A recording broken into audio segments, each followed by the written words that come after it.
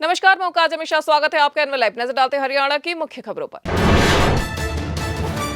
निकाय चुनाव के बीच भाजपा ने बागियों के खिलाफ एक्शन लेते हुए 78 नेताओं को पार्टी से 6 साल के लिए कर दिया निष्कासित। इनमें गुरुग्राम के 44, मानेसर के 33 और पटौदी के एक नेता है शामिल।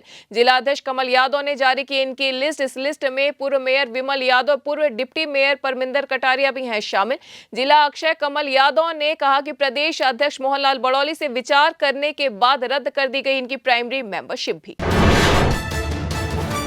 हरियाणा निकाय चुनाव के बहाने कांग्रेस नेताओं ने बीजेपी में शामिल होने की मची हुई है होड़। कोई टिकट न मिलने के बना रहे बहाने तो किसी को कांग्रेस में महसूस हो रही है घुटन। इनमें पूरे एमएलए से लेकर विधानसभा चुनाव में कांग्रेस का टिकट पाने वाले नेता भी हैं शामिल। चूंकि चुनाव का है टाइम, इसलिए भाजपा भी उन्हें पटका पहनाने में नहीं कर रही है देर। फरीदाबाद में निकाय चुनाव के प्रचार के दौरान खेल राज्य मंत्री गौरव गौतम ने दिया बयान कि पार्टी के खिलाफ गतिविधियों में शामिल लोगों को पार्टी में नहीं होगी वापसी। चुनाव जीतने के बाद भी किसी को नहीं लिया जाएगा वापस। उन्होंने कहा कि इस ताले की एक चाबी मंत्री राजेश नागर के पास तो दूसरी चाबी को भेज दिया गया दिल्ली। खेल राज्य मंत्री गौरव गौतम ने कहा कि बीजेपी में विरोधियों के लिए नहीं है कोई जगह।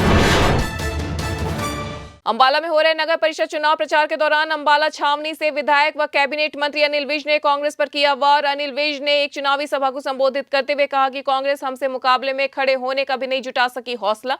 उन्होंने कहा कि अंबाला छावनी में विकास का रथ जो उनसे पहले रुका था, उस रथ को उन्होंने पूरी ताकत लगाकर है चलाया।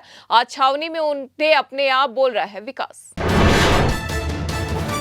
गुरुग्राम में नगर निगम चुनाव के चलते लागू आचार संहिता। इसके बावजूद शहर में बिना अनुमति के बड़ी संख्या में लगाए गए हैं पोस्टर, बैनर और होर्डिंग। हालांकि कुछ जगहों पर होर्डिंग हटाने के लिए भेजी गई हैं टीमें। अब शहरवासियों ने सोशल मीडिया पर नगर निगम अधिकारियों के खिलाफ निकालना शुरू कर दिया अपना गुस्सा। लोग यहां तक कर रहे हैं पोस्ट कि निगम अधिकारी और कर्मचारी मिलकर खेल रहे हैं खेल। झज्जर में डीसी ने सरपंच को कर दिया निलंबित। सरपंच की ओर से हद से ज्यादा जमीन पर चारदीवारी करवाने के मामले में सरपंच के खिलाफ की गई है कार्रवाई। डीसी के आदेश पर सरपंच को हटाया गया पद से। डीसी प्रदीप दहिया ने निलंबित सरपंच की नियमित जांच के लिए एडीसी को नियुक्त किया है जांच अधिकारी। हरियाणा के खेत अब सऊदी अरब के खेतों की तरह आएंगे नजर। हरियाणा सरकार के बागवानी विभाग ने ड्राई लैंड में किसानों की आय बढ़ाने के लिए खजूर की खेती कराने की है प्लानिंग।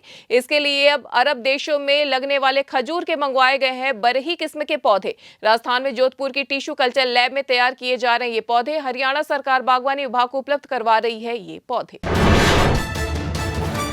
सोनीपत जिले में ग्राउंड वाटर लेवल को लेकर किए गए सर्वे की सामने आई है रिपोर्ट। मुरथल और गन्नौर ब्लॉक में चिंताजनक बनी हुई स्थिति। सर्वे के अनुसार सोनीपत जिले के कुछ क्षेत्रों में बढ़ा है जलस्तर, लेकिन बासमती धान की अधिक खेती और भूजल दोहन के कारण कई इलाकों में भी अब भी गिरा हुआ है जलस्तर। हरियाणा के गांव बिजली चोरी में शहरों से बने हुए आगे। शहरी क्षेत्रों में है 942 अर्बन फीडर, जहां 25% से अधिक दर्ज की गई है बिजली चोरी, जबकि ग्रामीण क्षेत्रों में 1078 फीडरों पर 50% से अधिक हो रही है बिजली चोरी। इससे ट्रांसफार्मर खराब होने की भी आ रही है समस्या। ट्रांसफार्मर खराब होने के कारण कई स्थानों पर लोगों को बिजली कटौती का करना पड़ रहा है सामना। जिंद से एक हैरान करने वाला सामने आया मामला। जिंद गोहाना के बीच बने नए ग्रीनफील्ड हाईवे पर बनाया गया था अस्थायी रास्ता, जो कि अब कर दिया गया है बंद, लेकिन गूगल मैप अभी भी दिखा रहा है वही रास्ता। यह समस्या को दूर करने के लिए प्रशासनिक स्तर पर किए जा रहे हैं प्रयास। तो ये थी हरियाणा की अब तक की मुख्य खबरें। ऐसी तमाम खबरों से जुड़े रहने के लिए देखते रहिए एनएल लाइव।